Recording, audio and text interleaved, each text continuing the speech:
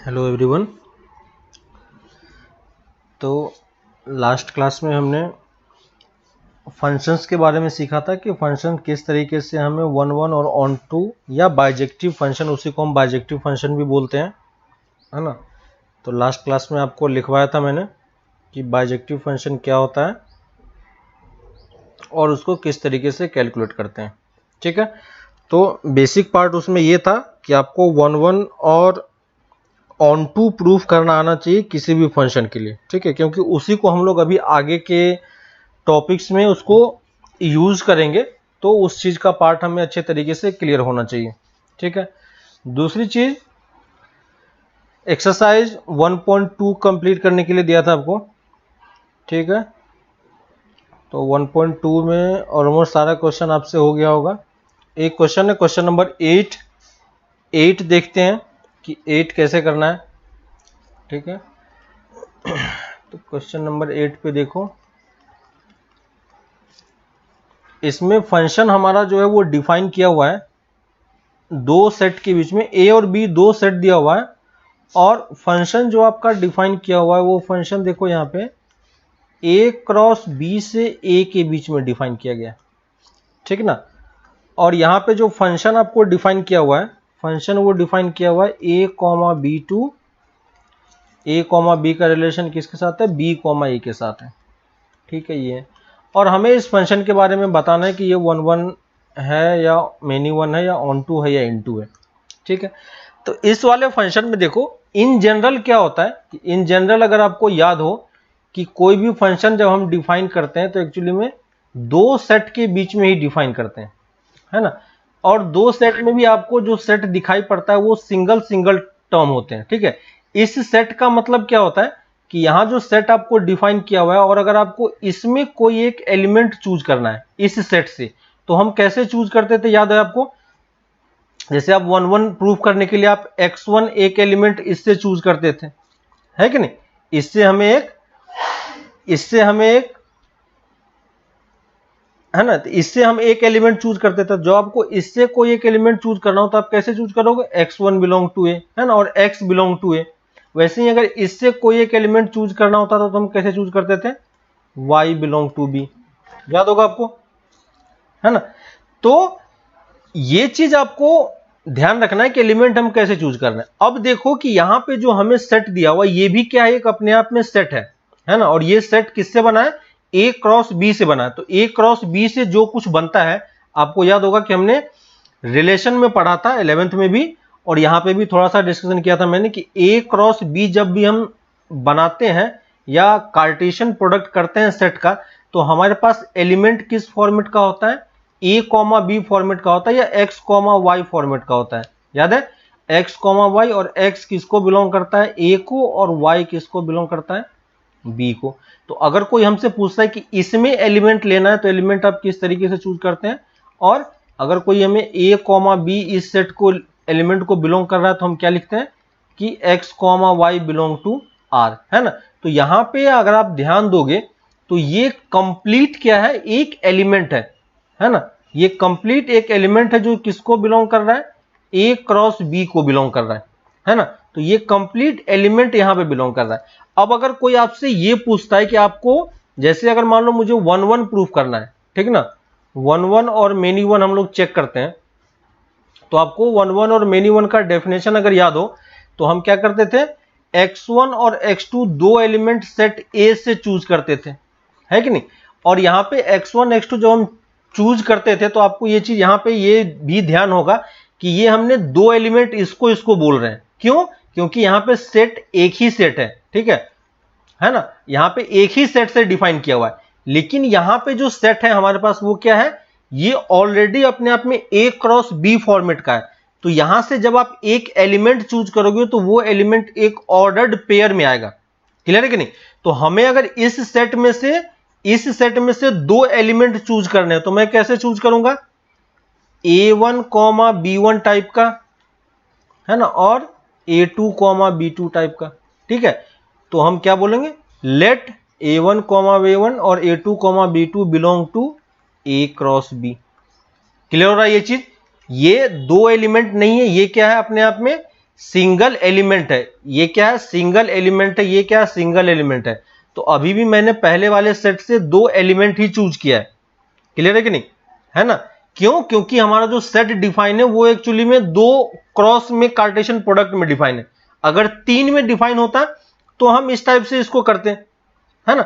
तो वो सब चीजें आपको बाद में पढ़ने को मिलेगी। अभी हम लोग सिर्फ एक ही सेट से रिलेशन देखते हैं मैक्सिमम टाइम पे, है ना? तो इसलिए अगर इसमें कुछ प्रॉब्लम हो रही है तो उसको आप इस तरीके से समझो कि ये कंप्लीट एलिमेंट है। तो हमने ये 2 एलिमेंट चूज किया और इस दोनों के कॉरस्पॉन्डिंग वैल्यू कितनी होगी? तो हमें f ऑफ a1, b1 निकालना पड़ेगा, है ना? इस वाले फंक्शन में a की जगह पे a1, b की जगह पे a1 पुट करेंगे, है ना? तो यहां पे हमें क्या मिलेगा? b1, a1। क्लियर है? ये हमें क्या मिलेगा? b1, a1 मिलेगा। क्लियर है? सॉरी, इधर भी आपका b क्रॉस a ही है।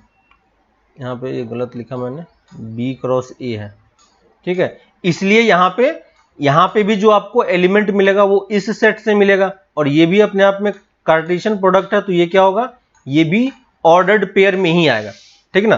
और अगर आप f of a2, b2 calculate करोगे, a2, b2 कौन सा है? सेकेंड एलिमेंट है। और ये क्या होना चाहिए? b2, a2। क्लियर है? और हम करते क्या है 1 1 के लिए? दोनों y कोऑर्डिनेट को इक्वेट कर देते हैं। तो f of a1 b1 equal to f of a2 b2। Clear है? और वैल्यूज पुट कर दो आप। तो b1 a1 equal to b2 a2। ठीक है? और आपको पता है कि ऑर्डर्ड पेयर अगर आपस में इक्वल होता है तो क्या होता है? कॉरस्पॉन्डिंग एलिमेंट आपका इक्वल होना चाहिए। तो b1 किसके इक्वल होगा? b2 के। और a1 किसके इक्वल होगा? a2 के। ठीक है, देखो ये ऑर्डर्ड पेयर आपस में इक्वल हो रहा है, यानी ये दोनों, अगर आप इस दोनों को इक्वेट करते हो तो ये दोनों टर्म भी क्या हो जाएगा? सेम हो जाएगा। ठीक है, तो ये देखो यहां से मेरे पास कंडीशन आ गया, इसलिए हम इसको क्या बोल सकते हैं? ये हमारा 1 1 फंक्शन है। ठीक है, यहां पे हमारे पास एक ही रिलेशन आया। ये समझ में आ रहा है कि नहीं? ये 2 डिफरेंट रिलेशन नहीं है। ये क्या है? दोनों मिलके एक कंप्लीट एलिमेंट बन रहा है ना? ये दोनों मिलके आपका ये एलिमेंट बनेगा, है ना? तो इस एलिमेंट के लिए a1 b1 2 चाहिए। तो ये 2 अलग अलग, जैसे आप पहले वाले केसेस में करते थे वहां पे आपको अलग अलग एलिमेंट मिलता था तो हम उसको मेनी वन बोलते थे, लेकिन ये एक्चुअली में 2 नहीं है। ये क्या है? एक सिंगल रिलेशन है। ठीक ना? तो इसलिए हम इसको 1 1 बोल रहे हैं। ठीक है, तो 1 1 प्रूफ हो गया। सेकेंड आते हैं ऑन टू वाले पार्ट पे। तो ऑन टू या इन टू क्या है उसके लिए करेंगे। तो यहां पे देखो जो हमारा फंक्शन डिफाइन है वो किस तरीके से डिफाइन है? जो आपका फंक्शन यहां पे डिफाइन किया हुआ है वो डिफाइन किया हुआ है f of a, b equal to b, a। ठीक है, तो अभी जैसे आप उस केसेस में कर पाते थे हम कि इसको y के इक्वल करके सॉल्व करके निकाल पाएंगे, तो वैसा चीज यहां पे पॉसिबल नहीं होगा क्योंकि ये 2 एलिमेंट का पेयरिंग हो रहा है ना? तो हम यहां पे कैसे इसको लिखेंगे उस चीज पे आप थोड़ा सा ध्यान देना कि यहां पे जब आप लिखोगे तो मैं ये एज्यूम कर लूंगा। आपको याद है कि हम क्या करते थे? For every element of y there exist element in a, है ना? x एलिमेंट एग्जिस्ट करना चाहिए। ठीक है, तो हम क्या कर लेते हैं? हम इस वाले सेट में, जो हमारे पास ये वाला सेट था, ऊपर वाला सेट देखो, ये जो सेट है हमारा, ठीक है, इस सेट में हम एक एलिमेंट चूज करते हैं और वो एलिमेंट किस फॉर्मेट का होगा? b, a फॉर्मेट का होगा, है ना? तो let b, a belong to b cross a, है ना? और ये जो एलिमेंट है इसके कॉरस्पॉन्डिंग हमें क्या मिलना चाहिए? इसके कॉरस्पॉन्डिंग हमें एक कोई ना कोई एलिमेंट a क्रॉस b में मिलना चाहिए, है ना? तो let b, a belong to b cross b be an element, है ना? देन देयर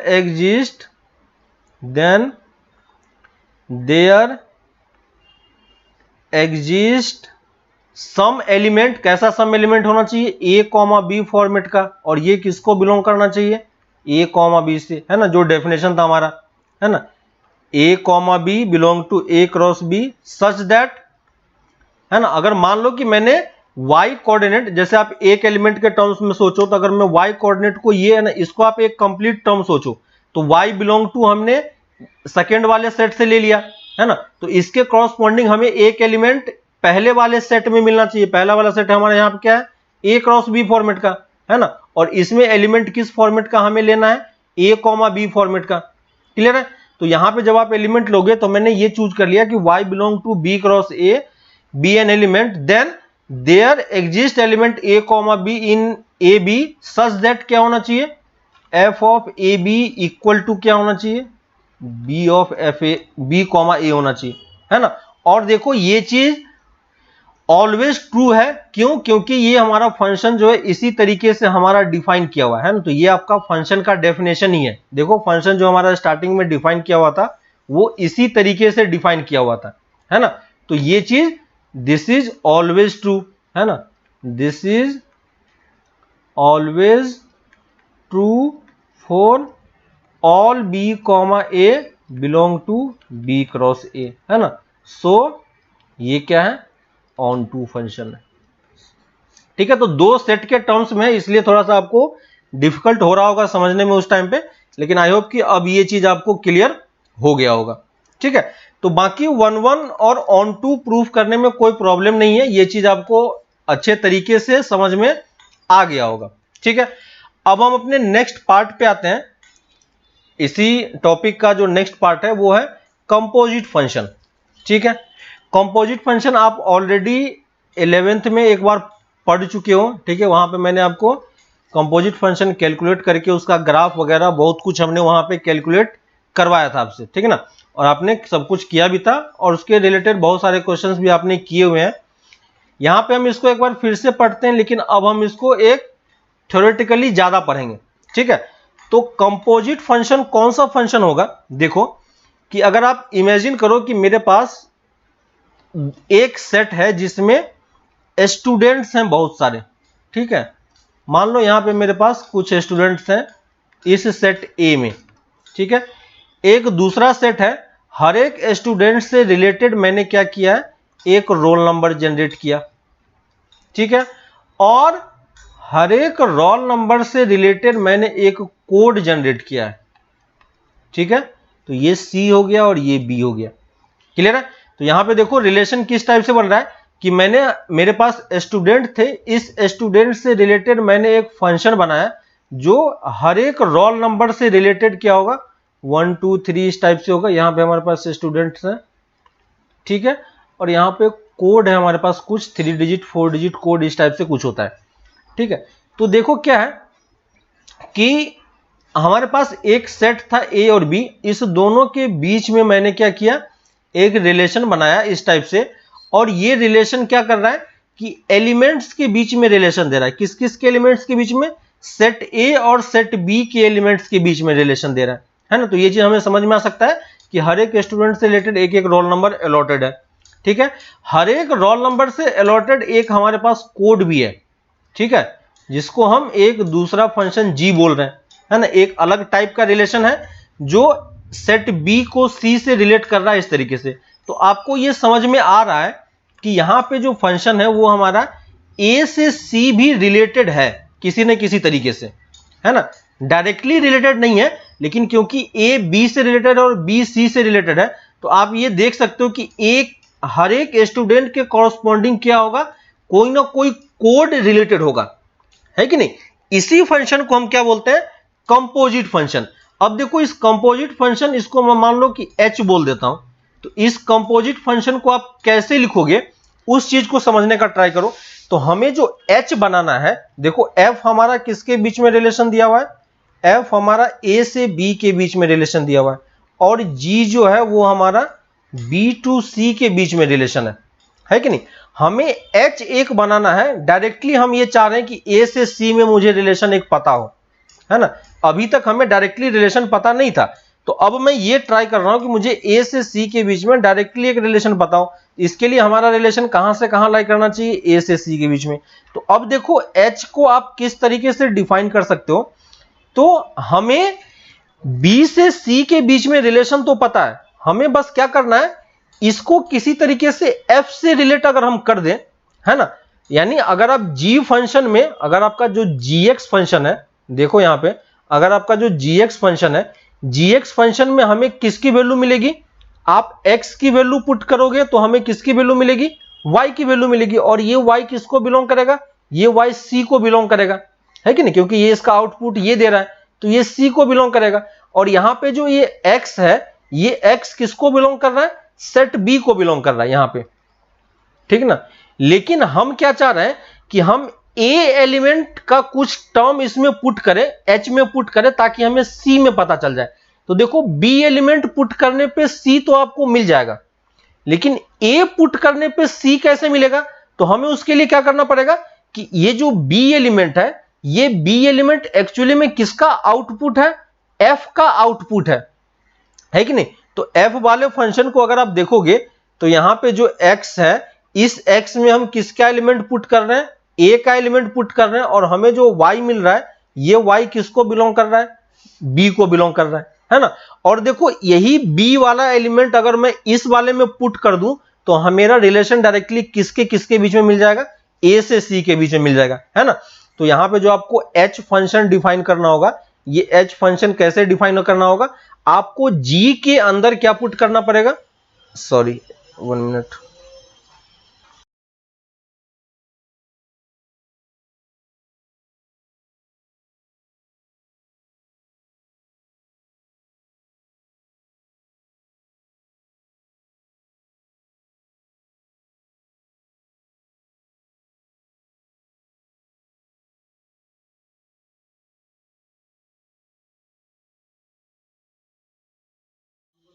ठीक है। देखो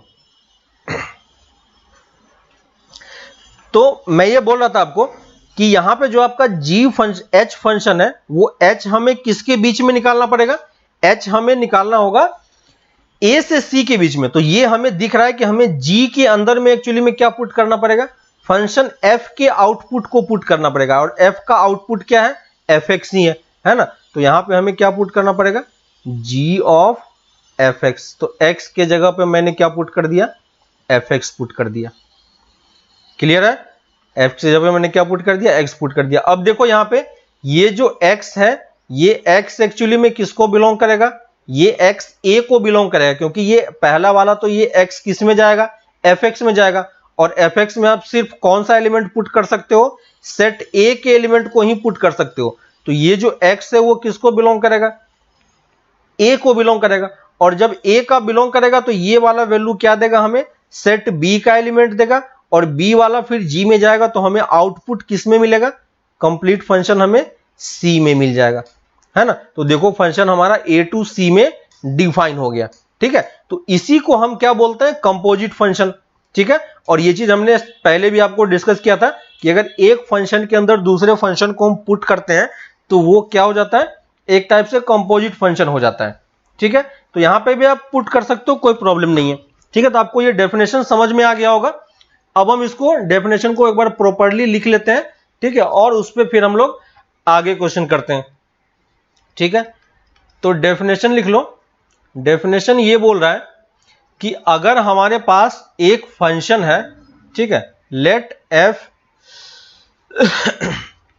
f is a function defined from a to b, ठीक है, and g is a function defined from b to c, ठीक है। b two functions, ठीक है, then the composition of f and g, composition of f and g denoted by g of f, ठीक है। यहां पे नोटेशन ध्यान देना, g of f is defined as g of f function कहां से कहां डिफाइन होगा, a टू c डिफाइन होगा, ठीक है। तो यही कंपोजिशन का डेफिनेशन है जो मैंने आपको यहां पे बताया, ठीक है। और इसको जब अगर आप fx के टर्म में x के टर्म में लिखोगे तो यहां पे देखो g of f of x है, ठीक है। यहां पे इस टाइप से इसको लिखा जाता है और इसका मतलब क्या होता है, g के अंदर में आप fx पुट कर रहे हो, ठीक है।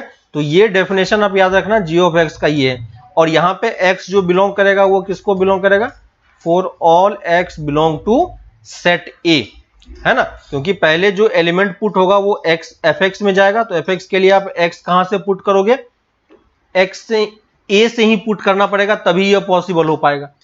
क्लियर है ना। तो इस तरीके से हम ये कॉम्पोजिशन कैलकुलेट करते हैं, है ना। तो कॉम्पोजिशन कैलकुलेट करने का मतलब आपको समझ में आ रहा है कि ये कैसे हो रहा है, ठीक है।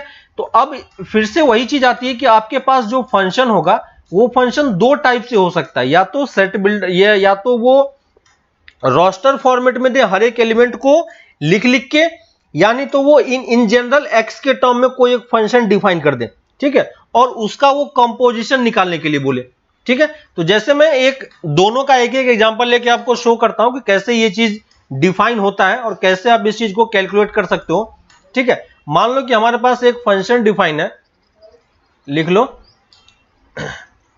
कि हमारे पास एक फंक्शन डिफाइन है f, जो सेट A से B के बीच में डिफाइन है, और g एक फंक्शन है जो B से A के बीच में डिफाइन है, ठीक है, और B से C के बीच में डिफाइन है, ले लो, ठीक है। और सेट A में एलिमेंट है हमारे पास 2 3 4 5, सेट B में हमारे पास एलिमेंट्स हैं 3 4 5 9, ठीक है, और C में हमारे पास एलिमेंट्स हैं 7 11 15, ठीक है। ये हमारे पास सेट डिफाइन कर दिया है। अब दूसरी चीज, जो एलिमेंट्स के बीच में रिलेशन है दोनों का, वो अलग अलग टाइप से हमें गिवन है, ठीक है। तो फंक्शन में हमारे पास दिया हुआ है f ऑफ 2 की वैल्यू 3 के इक्वल दिया हुआ है, ठीक है, f ऑफ 3 की वैल्यू 4 के इक्वल दिया हुआ है, f ऑफ 3 की वैल्यू 4 के इक्वल दिया हुआ है, f of 4 equal to f of 5 दिया हुआ है, और ये दोनों इक्वल है 5 के, ठीक है। और यहां पे g ऑफ 3 हमें डिफाइन किया हुआ है, g ऑफ 3 7 के इक्वल है, और g ऑफ 4 भी 7 के इक्वल है, ठीक है।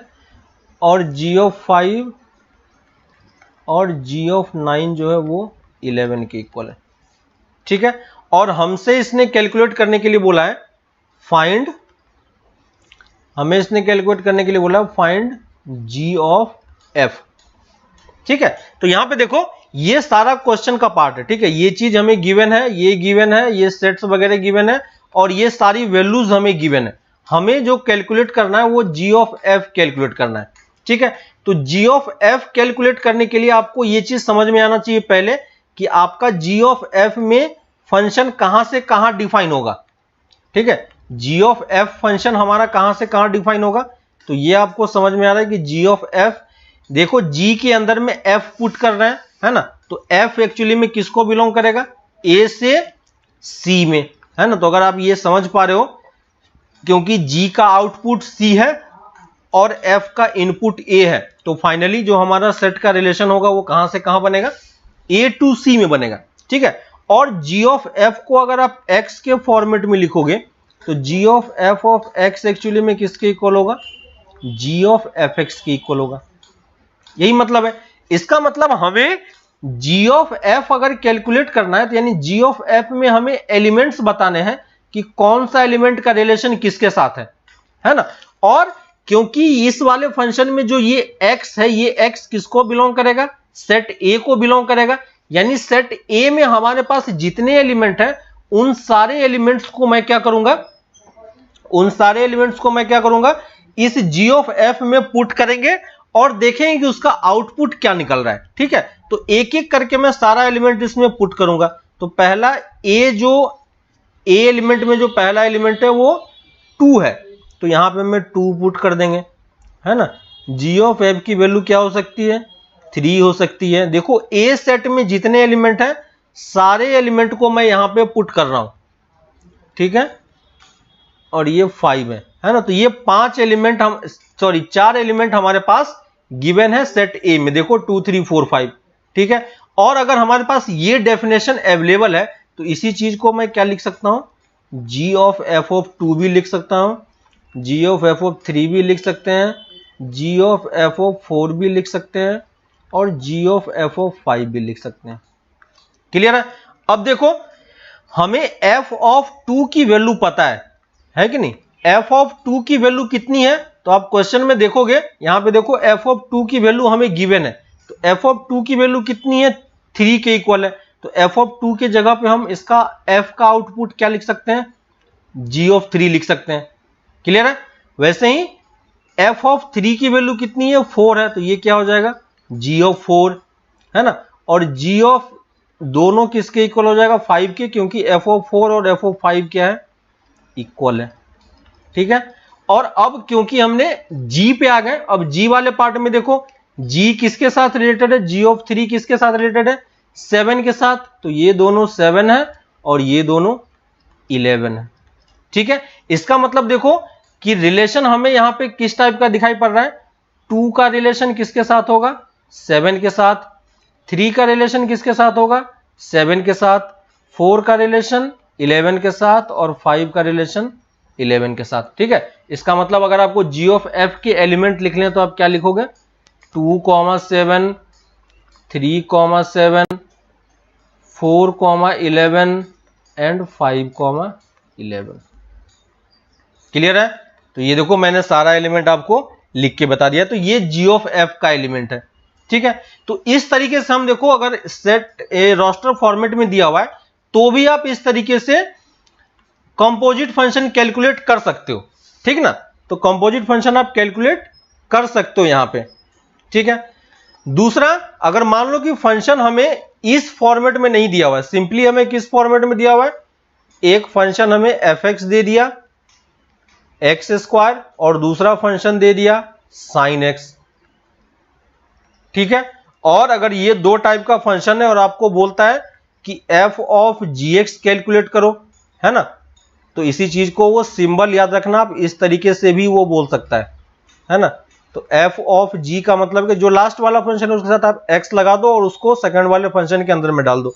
मतलब जो f वाला फंक्शन है उसके अंदर में x की जगह पे हमें क्या पुट करना है, gx पुट करना है। और इस टाइप का फंक्शन आपने पहले किया होगा, है ना, तो इसको हम क्या लिख सकते हैं, साइन x का होल स्क्वायर लिख सकते हैं।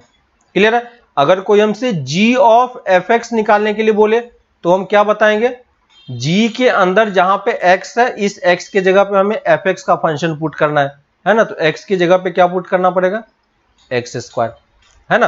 तो आपको ये समझ में आ रहा है, in general g of f किसके इक्वल क्या होगा, कभी आपस में इक्वल नहीं होगा, ठीक है। इन जनरल फॉर्मेट में डिपेंड करता है कि अगर f और g आपका दोनों सेम हो गया तब तो कोई प्रॉब्लम नहीं है, इक्वल हो जाएगा। लेकिन इन जनरल अगर अलग अलग फंक्शन है तो दोनों इक्वल नहीं होता है आपका, ठीक है। तो ये चीज थोड़ा सा ध्यान रखना, और बाकी आप क्रॉस चेक तो कर ही सकते हो हमेशा, है ना। तो इस टाइप से आप दो फंक्शन का कंपोजिट कैलकुलेट कर सकते हो इजीली, ठीक ना। अब देखो, अगर मान लो इसी केस में हमारे पास 3 फंक्शन होता, फर्क नहीं पड़ता कि कितने फंक्शन है, ठीक है, 3 फंक्शन, 4 फंक्शन, 5 फंक्शन, कितने भी फंक्शन हो आप इजीली कैलकुलेट कर पाओगे, ठीक है। तो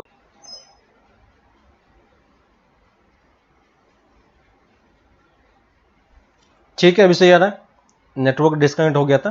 तो देखो मैं ये बोल रहा था कि अगर मान लो आपके पास 2 फंक्शन है, 3 फंक्शन है, 4 फंक्शन है, कितने भी फंक्शन है, हमें उससे कोई फर्क नहीं पड़ रहा है, आप इसको इजीली कैलकुलेट कर सकते हो, ठीक है। जैसे हमें fx equal to x square, gx equal to e to the power x, hx equal to cos x दिया है, और उसने हमसे बोला कि ये वाली वैल्यू कैलकुलेट करके बताओ, और दूसरे में g of f of h calculate करके बताओ, ठीक है। तो अगर ये वैल्यू हमें कैलकुलेट करनी है तो कैसे कैलकुलेट करेंगे इसको, देखो यहां पे, तो यहां पे हमें क्या करना होगा, इसको अगर फंक्शन के फॉर्म में लिखोगे तो क्या होगा, h के अंदर में सबसे पहले बाहर में क्या होगा, fx होगा, फिर वो किसके अंदर जाएगा, gx के अंदर जाएगा, है ना। तो देखो इस टाइप से आप इसको लिख सकते हो, है ना। वैसे अगर इसको लिखना होगा तो कैसे लिखेंगे, g सबसे बाहर में है, फिर उसके अंदर f है, फिर उसके अंदर hx है। ठीक है, अब देखो पहले fx है, fx हमें किस में पुट करना है, gx में।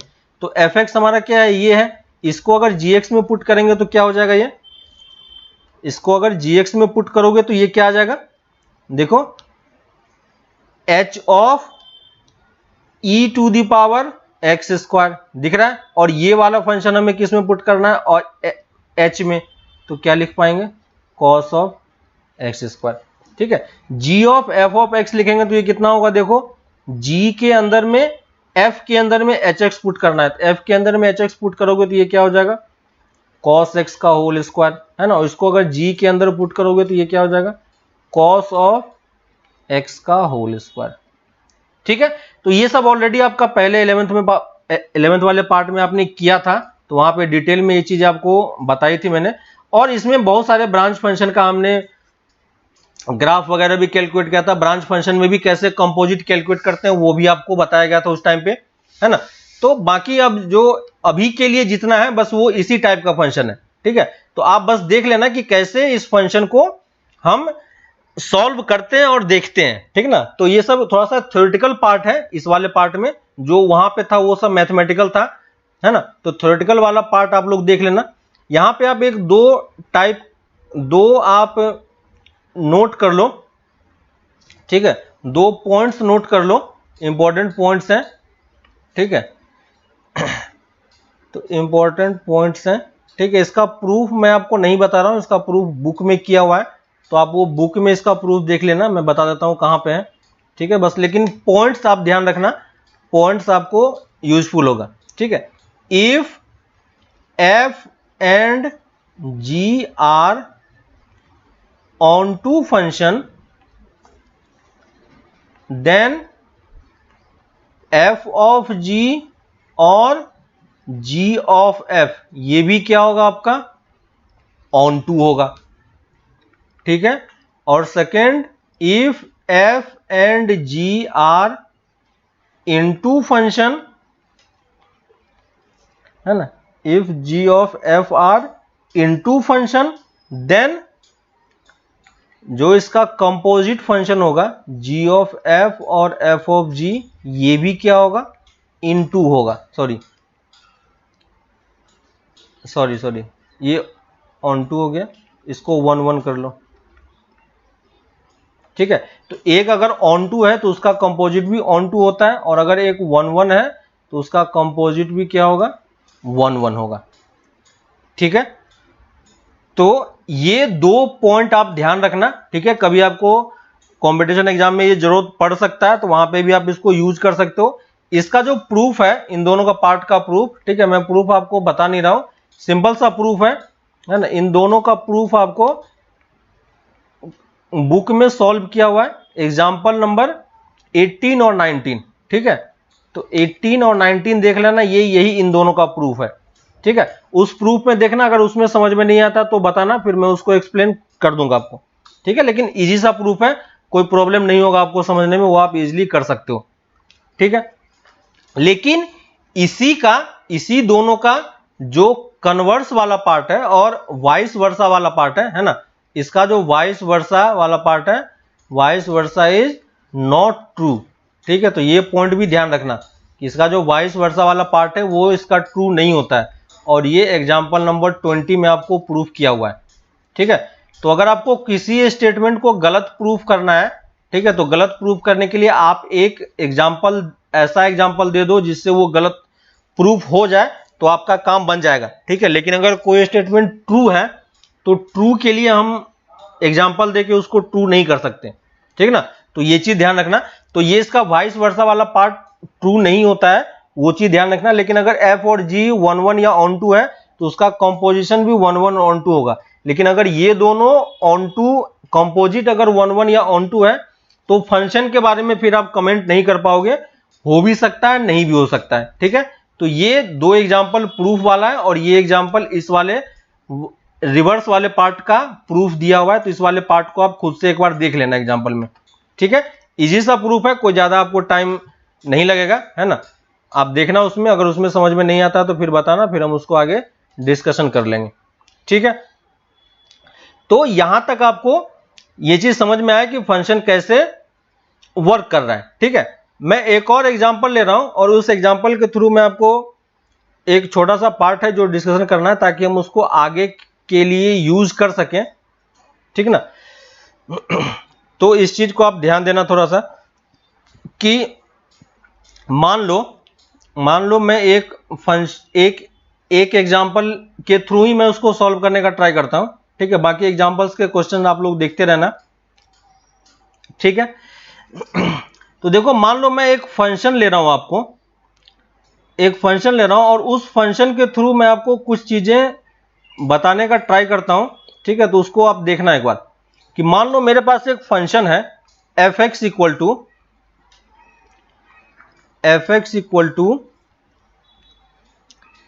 3x + 4 upon 5x - 7। ठीक है, और ये जो फंक्शन है, ये फंक्शन डिफाइन है हमारा a से b में, है ना, फंक्शन हमारा a से b में डिफाइन है। दूसरा एक फंक्शन है gx, ठीक है, और gx एक फंक्शन है 7x + 4 5x - 3। ठीक है, और ये g फंक्शन हमारा डिफाइन है b to a में। ठीक है, और a फंक्शन जो दिया हुआ है, a जो सेट है वो a सेट क्या है हमारे पास, a सेट लिख लो r - 7/5। ठीक है, और जो b सेट है हमारा वो r -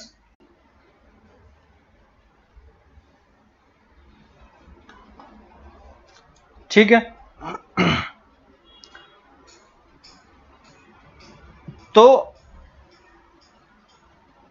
तो मैं यहां पे ये बोल रहा था, अब सही आ रहा है, हाँ, तो मैं यहां पे बोल रहा था कि हमारे पास दो फंक्शन है इस टाइप से, f और g डिफाइन किया गया a से b और b से a के बीच में, और a और b सेट हमारा इस तरीके से डिफाइन किया हुआ है। ठीक है, अब इसने मुझसे बोला है कि f ऑफ g कैलकुलेट करने के लिए, ठीक है, f ऑफ g और g ऑफ f कैलकुलेट करने के लिए, तो अगर मैं g ऑफ f कैलकुलेट करता हूं, ठीक है, तो g ऑफ f का मतलब क्या होगा, g के अंदर हमें fx का फंक्शन पुट करना पड़ेगा, है ना। तो g फंक्शन क्या है हमारा, ये वाला है, यानी इसमें x की जगह पे मैं क्या पुट करूंगा, fx की वैल्यू पुट कर दूंगा, है ना। तो देखो इस वाले में अगर g के जगह पे आप fx पुट करोगे तो मैं पहले fx लिख देता हूं, है ना। कंपोजिट फंक्शन का मतलब यही होता है कि x के जगह पे आप gx पुट कर दो। ठीक है, और यहां पे मैं फिर से fx की जो वैल्यू है वो मैं यहां पे पुट कर रहा हूं। ठीक है, तो fx की वैल्यू को मैं इस तरीके से लिख रहा हूं, देखो, तो fx क्या है 3x + 4 अपॉन 5x - 7, और यहां पे भी सेम होगा 3x + 4 अपॉन 5x - 7। ठीक है, इसको आप सॉल्व करके देखना, ये चीज आप सॉल्व करोगे तो वो कैंसिल होकर फिर से आपको क्या दे देगा, x दे देगा। ठीक है, और अगर वो उससे मुझसे मान लो फिर से वो कैलकुलेट करने के बोलता है कि f ऑफ g कैलकुलेट करो, तो f ऑफ g का मतलब क्या हो गया, f ऑफ gx, है ना, और मतलब f के अंदर आपको क्या पुट करना है, gx फंक्शन पुट करना है कि नहीं। तो ये कितना हो जाएगा 5gx - 7, और gx के जगह पे फिर से हमें क्या पुट करना पड़ेगा, gx के जगह पे मैं फिर से gx की वैल्यू पुट करूंगा, और gx यहां पे क्या है 7x + 4 अपॉन 5x - 3। ठीक है, और ये कितना हो गया 7x + 4 अपॉन 5x - 3, है ना। और इसको भी आप सॉल्व करोगे तो ये भी x आ गया। ठीक है, ये भी क्या आ रहा है, x ही आ रहा है। ठीक है, तो ये भी हमारा x आ रहा है, ये भी x आ रहा है, लेकिन आप अगर ध्यान दोगे कि ये जो हमारा x है, ये x एक्चुअली में किसको बिलोंग कर रहा है, ये x किस सेट को बिलोंग करेगा, g ऑफ f में जो आपका f वाला पार्ट है ना, इस वाले में जो x है वो x कहां से बिलोंग करेगा, सोच सकते हो, है ना। g ऑफ f में जो आपका f है वो जो x है वो x किसको बिलोंग करेगा। तो आप ध्यान दो ऊपर में कि ऊपर में जो आपके पास fx हमें डिफाइन किया हुआ है, ठीक ना, fx जो हमें डिफाइन किया हुआ है, एफ एक्स क्या है, हमें पहले x की वैल्यू किस में पुट करनी पड़ेगी, g वाले फंक्शन के अंदर पुट करना पड़ेगा, है ना। तो g ऑफ f में जब आप वैल्यू पुट करोगे तो x की जगह पे fx वैल्यू पुट करेंगे, है ना। और fx में जो x है वो x कहां पे बिलोंग करेगा, है ना। fx में जो x है वो x कहां पे बिलोंग करेगा, देख पा रहे हो क्या, fx में जो x है वो कहां पे बिलोंग करेगा,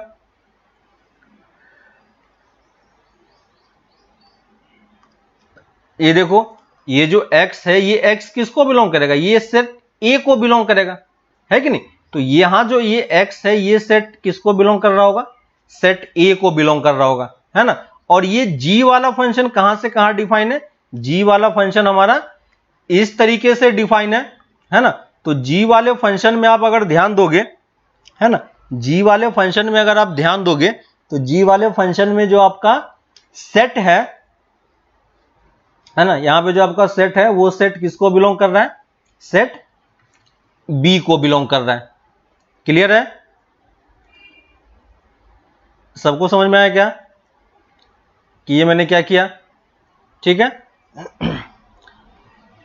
तो यहां पे जो हमारा सेट है, ठीक ना, वो सेट जो आपका सेट देखो यहां पे सेट A हमने ये डिफाइन किया था, है ना, और B हमने ये डिफाइन किया हुआ है, ठीक है, r-3/5, ठीक है। तो ये सेट A को बिलोंग कर रहा है। अब देखो जब ऐसा कुछ फंक्शन निकल के आता है तो हम इसको क्या बोलते हैं, आपको याद हो कि पहले आपको एक आइडेंटिटी फंक्शन बताया गया था, है ना।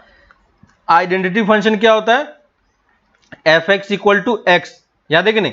तो अगर आप यहां पे देखो कि g ऑफ f आपने पुट किया तो आपको क्या मिल रहा है, x मिल रहा है। f ऑफ g भी पुट किया आपने तो क्या मिल रहा है, fx ही पुट कर रहा है ना। तो इसको अगर आप सेट के टर्म में लिखोगे तो g ऑफ f x की वैल्यू किसके इक्वल है, x के इक्वल है। लेकिन ये जो x बिलोंग कर रहा है ये x किसको बिलोंग कर रहा है, सॉरी ये वाला सेट किसको बिलोंग करेगा, ये b को बिलोंग करेगा। तो ये वाला f वाला जो g ऑफ fx है ये f किसको बिलोंग कर रहा है, सेट A को बिलोंग कर रहा है ना। और जो f ऑफ g है आपका, है ना, f ऑफ gx है ये x किसको बिलोंग कर रहा है, यहां पे ये वैल्यू भी किसके इक्वल होगी, x को, लेकिन ये x आपका b को बिलोंग कर रहा है, ठीक है। इसी को अगर आप डायरेक्टली सेट्स के फॉर्म में लिखोगे तो g ऑफ f को हम क्या लिखते हैं, I लिखते हैं। I लिखने का मतलब क्या हो गया कि अगर आपको वैल्यू पुट करने पे x के टर्म में अगर आपको x ही मिल रहा है ना, अगर आप कुछ ऐसे फंक्शन होते हैं जिसमें एक फंक्शन को दूसरे फंक्शन में पुट करोगे तो आपको x ही मिलेगा, ठीक ना। तो अगर आप x मिलता है तो उसको सेट्स के फॉर्म में, यहां पे देखो मैंने x नहीं लिखा है, ठीक है, x लिखूंगा तो इस I की जगह पे मुझे x लिखना पड़ेगा, है ना। तो ये इस तरीके से डिफाइन होता है। और ये I वाला जो है ये I एक्चुअली में क्या है, x वाला एलिमेंट ही है ना। तो ये किसको बिलोंग कर रहा है, ये वाला सेट सेट A को बिलोंग कर रहा है ना। जो एलिमेंट होगा तो यहां पे ये सफिक्स में इस तरीके से हम इस तरीके से लिखते हैं, ठीक है। और अगर आप इस वाले फंक्शन को लिखोगे तो यहां पे भी हमें आइडेंटिटी मिल रही है, और यहां पे जो आइडेंटिटी मिल रही है वो किस सेट को बिलोंग कर रहा है, सेट B को बिलोंग कर रहा है, ठीक है। तो इस टाइप से ये एक फंक्शन आपका बन जाता है, ठीक है। इसको हम क्या बोलते हैं, आइडेंटिटी फंक्शन। की अगर आपको इस टाइप से किसी फंक्शन में पुट करने पे, है ना, इस टाइप से किसी फंक्शन पे पुट करने पे अगर आपको वैल्यू मिले, है ना, ये ix का मतलब क्या हो गया, I ऑफ A का मतलब क्या हो गया, x ही हो गया। लेकिन x किसको बिलोंग कर रहा है, सेट A को बिलोंग कर रहा है। I ऑफ B का मतलब भी क्या है, x ही है, लेकिन x किसको बिलोंग कर रहा है, सेट B को बिलोंग कर रहा है ना। तो इसको हम क्या बोलते हैं, आइडेंटिटी फंक्शन, है ना। इसको हम क्या बोलते हैं, आइडेंटिटी फंक्शन, ठीक है। और इसी वाले प्रॉपर्टी को हम लोग आगे नेक्स्ट टॉपिक में हम इसको यूज करेंगे, जहां पे आपको ये चीज दिखाई पड़ेगा कि कैसे हम इस फंक्शन को, जो हमारा टॉपिक है इनवर्स वाला, इनवर्स में हम इसको यूज करते हैं, ठीक है। तो इस वाले पॉइंट को, आइडेंटिटी वाला पार्ट आप बस ध्यान रखना, ठीक है। बाकी जो थ्योरेटिकली कैसे क्वेश्चन सॉल्व करना होता है वो सब चीजें आपको पता है, ठीक है। एग्जाम्पल नंबर 80, 90, 20 देख लेना अच्छे से, है ना। और बाकी सारे एग्जाम्पल्स भी देख लेना कि कैसे क्वेश्चन सॉल्व हुआ, क्योंकि उसमें थ्योरेटिकल क्वेश्चंस ज्यादा आते हैं, है ना, इस चैप्टर से। तो थ्योरेटिकली हमें उस क्वेश्चन को सॉल्व करना आना चाहिए, ठीक है। तो नेक्स्ट क्लास में हम इसी का नेक्स्ट पार्ट पढ़ेंगे जो है इनवर्स फंक्शन, ठीक है। इनवर्स फंक्शन भी आप ऑलरेडी कर चुके हो, लेकिन हम उसका प्रॉपर डेफिनेशन यहाँ पे देख के करेंगे, ताकि हम आगे जो इनवर्स ट्रिगोनोमेट्री आने वाला है वहां पे हम इसको अच्छे तरीके से यूज कर पाए, ठीक है। तो अभी के लिए आप एक्सरसाइज 1.3 में क्वेश्चन नंबर 1 2 3 ट्राई कर सकते हो, ठीक है। एक्सरसाइज 1.3 में क्वेश्चन नंबर 1 2 क्वेश्चन नंबर 3 आप ये 3 क्वेश्चन ट्राई कर सकते हो, और प्रीवियसली जितने क्वेश्चन आपने किए हैं वो सारे क्वेश्चन आप ट्राई करो, ठीक है। इनवर्स वाला पार्ट जब हमारा कवर हो जाएगा तब फिर एक शीट मिलेगा जिसमें क्वेश्चंस वगैरह हैं प्रैक्टिस के लिए, तो वो क्वेश्चन हम लोग फिर वहां पे ट्राई करेंगे, ठीक है। तो तब तक के लिए आप लोग इसको, इस वाले पार्ट को कंप्लीट करो, देखो, है ना, और समझने का ट्राई करो, क्योंकि मैक्सिमम पार्ट यहाँ पे थ्योरेटिकल डेफिनेशंस हैं, तो वो हमें अच्छे तरीके से समझ में आना चाहिए, ठीक है। तो ये कंप्लीट करो, फिर हम लोग इसी को आगे नेक्स्ट क्लास में कंटिन्यू करते हैं इनवर्स के साथ, ठीक है। चलो बाय।